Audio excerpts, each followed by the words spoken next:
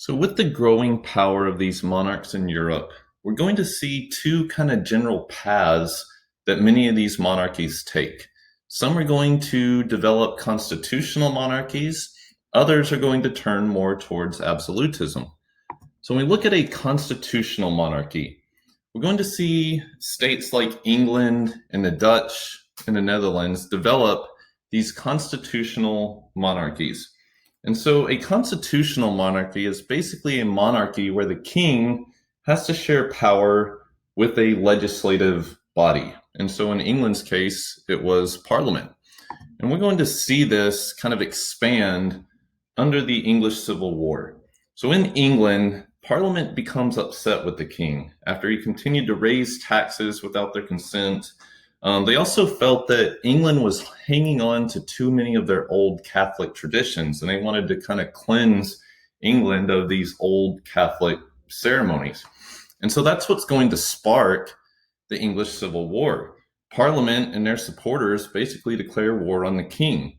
And so the English Civil War was a war between the king and his supporters and Parliament and their supporters. And ultimately, Parliament's going to get the upper hand. They're even going to behead the king in 1649. And after winning this English Civil War, the leader of Parliament, Oliver Cromwell, is basically going to become a dictator for the next several years in England.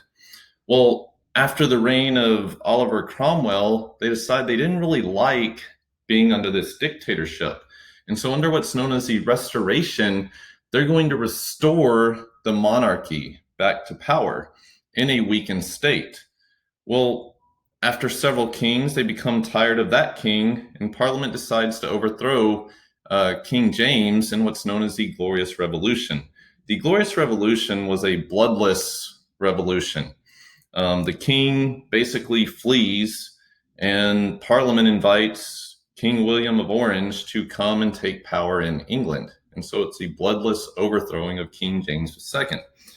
But the outcome of all of this, the English Civil War, the Restoration, and the Glorious Revolution, is that Parliament gained an upper hand over the king and gained quite a bit of power in England. And so England develops this constitutional monarchy where the king had to share power with Parliament. They're also going to create an English Bill of Rights that's going to further protect people's individual freedoms. So, in places like England and the Netherlands, we see the development of these constitutional monarchies.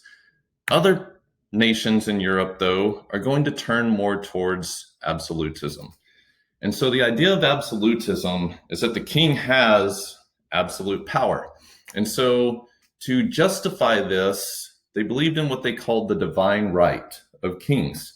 And what that meant was not that the kings themselves were divine, but that these kings were chosen by God. And because they were chosen by God, they didn't have to answer to the people. The only person they had to answer to was God. And so they used that to reinforce their own power. And so the best example of this is going to be France. France is going to begin to build up the power of the king by weakening the power of the nobility. And they actually create a new bureaucracy, a new state bureaucracy staffed with commoners loyal to the king. And we're going to see all of this culminate with perhaps the best example of an absolute monarch, and that's King Louis XIV of France. So he was known as the Sun King. He even boasted that he was the state. And basically, the idea of the Sun King is that the same way that everything kind of revolved around the sun, everything revolved around King Louis XIV. And the same way that the sun is the source of light and energy on earth, the king was the source of light and energy of France. And so he's going to build a new bureaucracy that was staffed by mostly middle-class professionals that were loyal to him. And he's going to break the power of the old nobility. And the way he did this, at least partially, was he built a new huge palace at Versailles. This is a huge palace, over 500 rooms, and even imported full-grown trees because he didn't want to have to wait for a forest to grow on its own.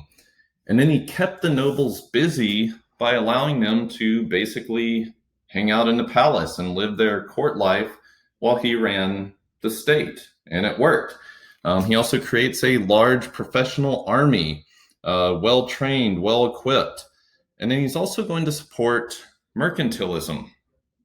And if you remember, mercantilism is the economic system where you import cheap raw materials and you export finished products. And so the overall goal is to import far less than what you export, and that's the way you generate wealth. And it also relies a lot on government control.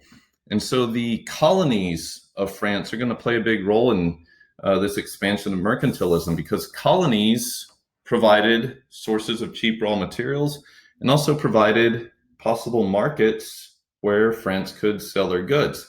And so other countries are going to kind of model their absolute monarchies after France. I'm going to see rulers in Spain like Philip II try to imitate what was going on in France. We're going to see Austria and Prussia and even Russia kind of see France as this model of absolutism. Right, so the Peace of Westphalia, this was a treaty that ultimately ended the 30 Years' War. But more importantly, rather than just ending the 30 Years' War, it also led to the development of independent states. And it gave up any ideas of any kind of religious unity in Europe, and kind of gave in to the idea that Europe would be divided. And so with that comes this idea of a balance of power. And the idea was that in Europe, they didn't want any one state to dominate others. And so it led to the creation of these shifting alliances. It also meant that if any one nation began to become too powerful, the other nations would come in and kind of put them back in their place. And the idea was to keep this existing balance of power across Europe. It's also going to lead to the rapid development of militaries, because in order to keep this balance of power, you had to ensure that your military was up to code with everybody else. And so it's going to lead to this almost constant competition between European nations to stay on top of the newest military technologies.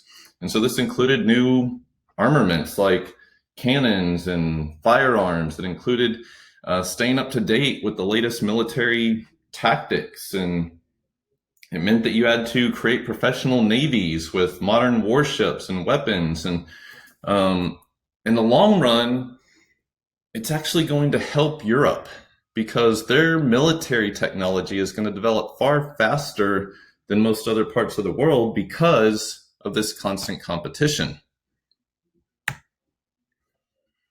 And so politically, what we've really been building towards is this idea of a nation state. And that's what we're going to see kind of culminate in Europe during this era.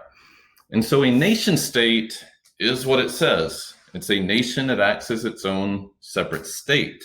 But more importantly, the nation state is bound together by commonalities. And these commonalities include common ethnic groups who usually speak a common language. They have a common culture that keeps them together. They have a common history that helps bind them together. They usually share common institutions, similar religions. They occupy the same territory and are ruled by a common government. And so that's the idea of a nation state. And the importance of the nation state is that the nation state becomes kind of a new popular ideology. And we're going to see the spread of nationalism to where your devotion to the nation was above everything else. And this devotion to the nation, your loyalty to the nation, is going to replace a lot of your older loyalties that we saw during the Middle Ages. For example, in the Middle Ages, your loyalty was usually to a single king or maybe to the church. Now, your number one loyalty was to the state.